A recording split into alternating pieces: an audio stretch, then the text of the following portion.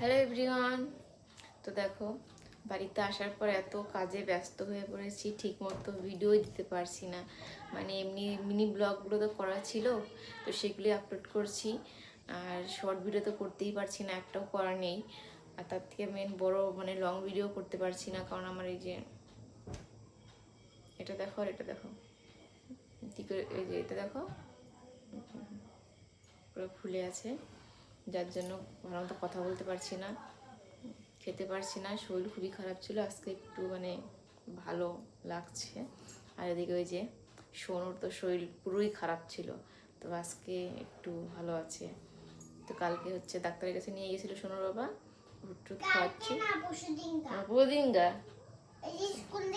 ওটা তো কালকেই ছিল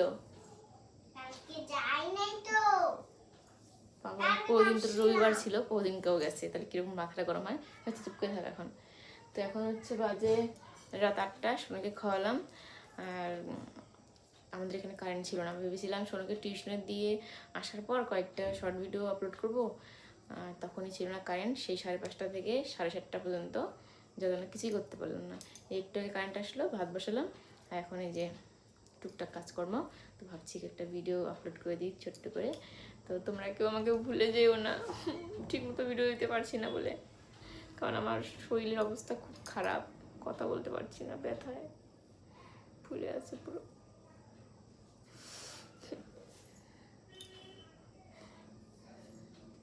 টাটা।